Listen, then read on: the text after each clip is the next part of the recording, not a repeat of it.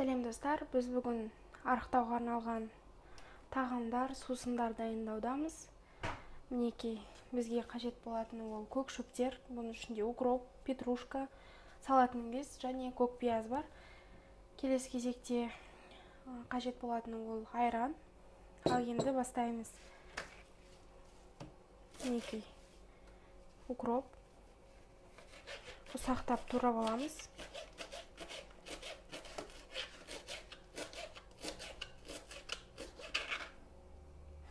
Келесі кезекте керек болатын ол петрушка.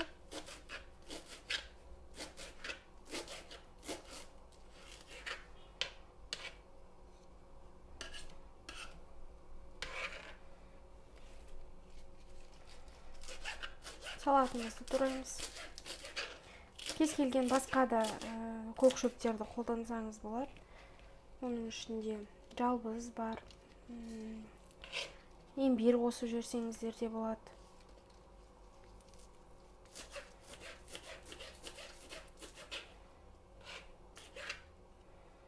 Мінекей, барлық керек көк шөптерімізді турап болдық.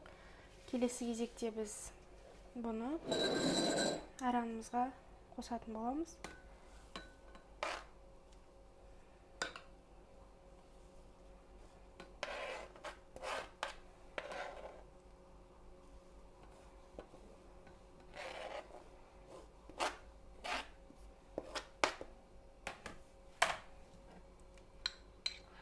Жақсылап араластырып,